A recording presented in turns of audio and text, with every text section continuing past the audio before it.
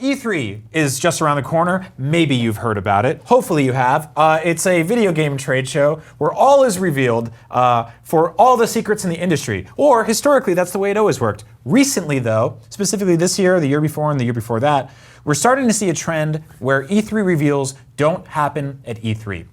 They happened way before E3. And that's weird. Yeah. No, we're in an interesting spot right now. Obviously, E3 was the thing when that first happened in 1995. Oh, God, It's been around for a minute, back when it was all like, magazines and VHS tapes, and now it's the internet, and obviously lots and lots of stuff leaks. People post like photographs of printouts of spreadsheets that are allegedly every Nintendo reveal that we're gonna get at E3. And in reality, it's something that somebody made on their own spreadsheet. It's a picture of a piece of paper.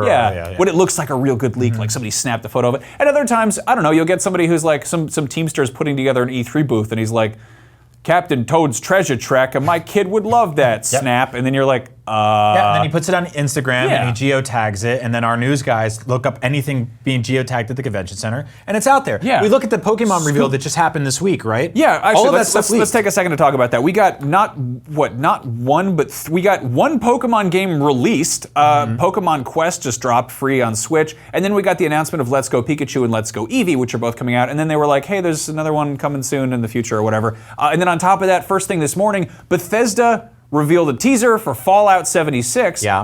Which was a follow-up to their teaser from yesterday. So today we got a title, yesterday we got a teaser. Yeah, no, I mean, they made like a teaser trailer, which gives us a full bunch of context for this. But and then there's Rage, which we just found out about a couple weeks ago through like an Amazon leak.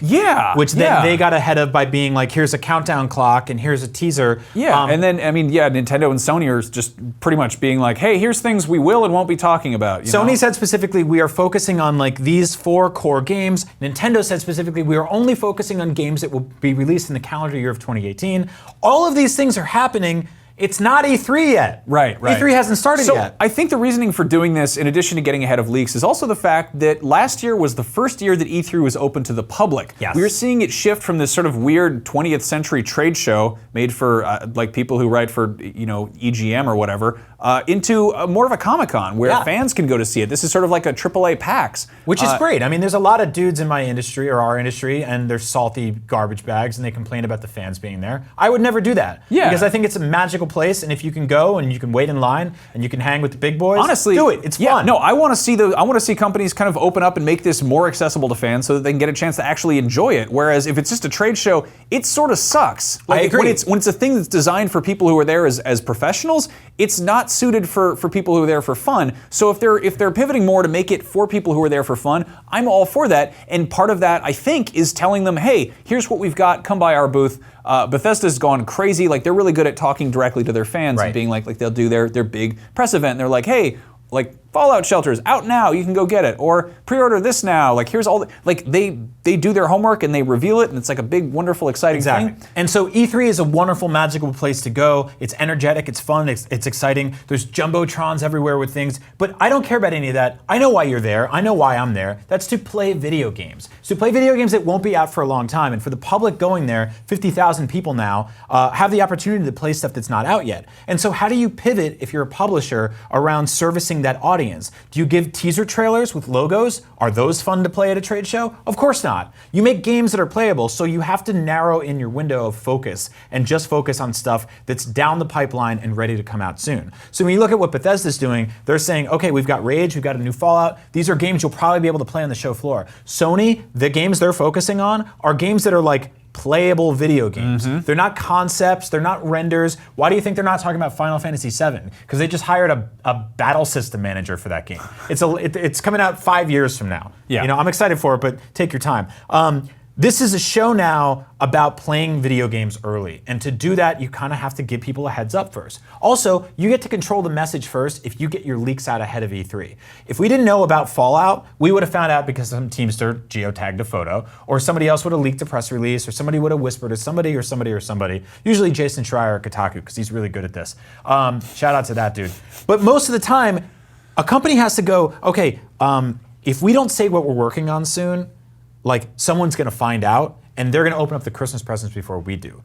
That also lets them control the message, because if the next Fallout game is online only and it doesn't have a single player campaign and a bunch of people are pissed off about that, you've had a few weeks to unpack it before it's actually there at the show. So you're not on Twitter screaming about it that day. You're already into it and you've already nestled into the idea of what this game is and you feel good about it. So it's leveraging the ability to take the messaging that these publishers can control, avoiding leaks, and circumventing what this show actually historically used to be. And now it becomes more about a celebration of video games that are playable soon. And that's kind of cool. Yeah. Because it's way better than just being like, game number 4 coming out in 2022 maybe. Yeah, and I mean, Gamescom in Europe has always sort of been like this, Yeah. where the first few days are for business people and people like us, who I don't consider business people, to do, you know, media stuff. And then all those people get out of there and they open up the doors and fans come in and they get to play the games, they get to check it out. And I think that's awesome. I think that's great to get actual, like, it's how you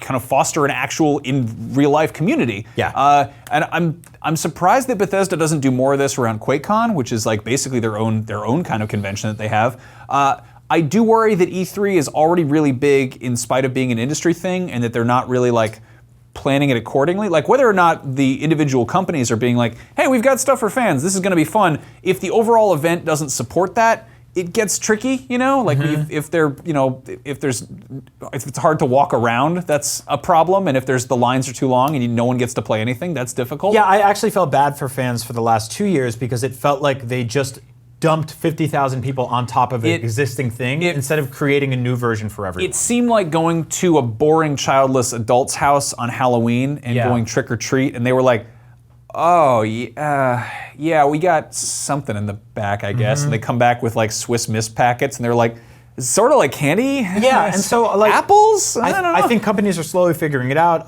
Nintendo specifically was like, "Hey, you can through your phone book a session to play Smash Brothers before anybody else." Yeah. And so you don't have to stand, because when you open the doors to E3, I don't know if a lot of you know this. You've probably seen videos of it.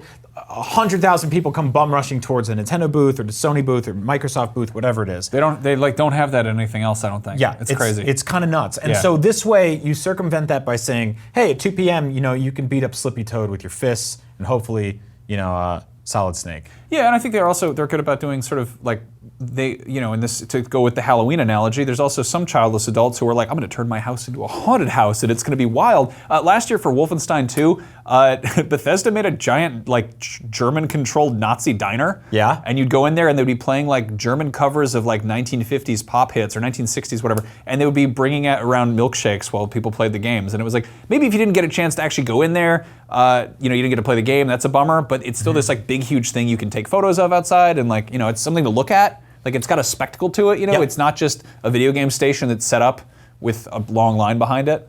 So, well, it's changed. Hopefully it's changing for the better. E3's had a long way to come and a long way to go, and we're going to keep covering them. me and my boy make some good films here at Up at Noon. We have a good time making them. You should go watch some more we made. We wrote a survival guide for the E3. It's different ways you can be better at going to the show. Speaking of going places, you should Pokemon Go and watch this video about our friend who fell off a pier playing that mobile game about invisible demons. He really did. He fell off the pier. He's okay though, and he has a full Pokédex that he'll transfer into that new game that has the yellow electric rat or the small brown dog. Thanks for watching Up at Noon. We have fun here if that's not abundantly apparent. Give me a glass of milk! Play with the stuffed toy, Brian. Kisses from my lover. Snarf.